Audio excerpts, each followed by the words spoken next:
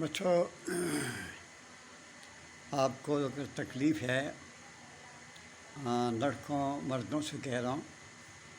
اگر آپ کو تکلیف ہے، پیشاب کرنے کے بعد قطرے آتے ہیں اور اس سے پہلے پیشاب کی طرح قطرہ گرتا رہتا ہے، سفید رنگ کا ہو یا پیلے رنگ کا ہو، لیس دار ہو، اس طرح پھر مرد جو ہے کمزور ہوتا ہے، جیسے عورتوں کو لکوریا ہوتا ہے، وہ خراب ہو جاتی، ختم ہو جاتی لڑکیاں۔ اور میں یہی عورتوں کو بھی کہتا ہوں، ان بچیوں کو، ان بیٹیوں کو جن کو یہ تکلیف ہے لکوریا کی، اور لڑکوں کو کہتا ہوں جن کو قطرے آتے ہیں،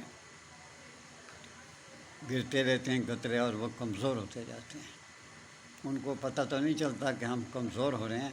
لیکن اس وقت ان کو پتہ چلتا ہے جب ان کے جو منہ ہے نا اندر جانے لگ جاتا ہے، گالیں۔ تو آپ اس کا میں آپ کو علاج بتا دیتا ہوں۔ املی، 7 کلو املی، یعنی آپ حکیم کی دکان پہ چل جائیں، حکیم کہتا ہوں پنساری کی دکان پہ چل جائیں، اس کو کہیں 7 کلو املی دو، جیسے جو املی کھاتے ہو تم لوگ، 7 کلو اسے کہیں سادہ، 7 کلو 1 تولہ، اور پھٹکری 1.5 تولہ لے لیں۔ لیکن جب آپ اس کو گرم کریں گے وہ مکئی کے دانے کی طرح پھول جائے گی، اور اس کا انتظار کریں کب اس کو سفید ہوتی ہے، وہ پھولنا شروع ہو جائے گی، وہ آگ سے نیچے اتار لیں۔ پھٹکڑی بلیاں اسے کہتے ہیں۔ پھر اس کو پیسیں، پھٹکڑی بلیاں کہہ رہا ہوں میں، پھٹکڑی کو بلیاں کریں پہلے آگ پر، اس کے بعد 7 کلو اس میں شامل کر دیں، چھان لیں، 1 ماشا صبح، 1 ماشا شام، انشاءاللہ العزیز۔ ہفتہ تو بہت دور کی بات ہے، آپ یہ صرف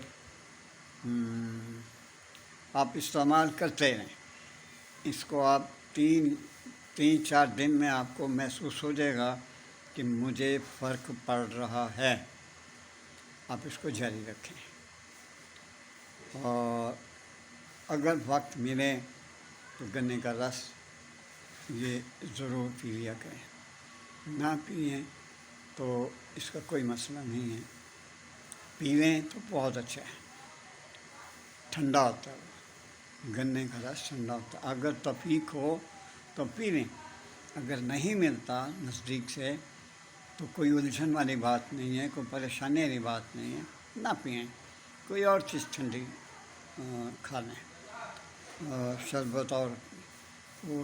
اس طرح کی کوئی چیز کھا لیں، نہ بھی کھائیں تو کوئی ٹینشن نہیں ہے، کچھ بھی نہ کھائیں آپ، ٹینشن نہیں، لیکن اس کو بعد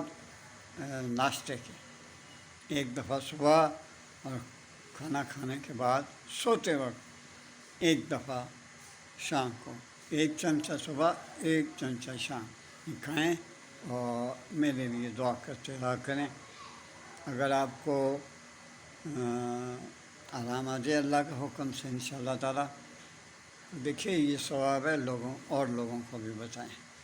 کہ یار میں نے یہ کھایا، اگر تمہیں یہ تکلیف ہے تو کھاؤ، یہ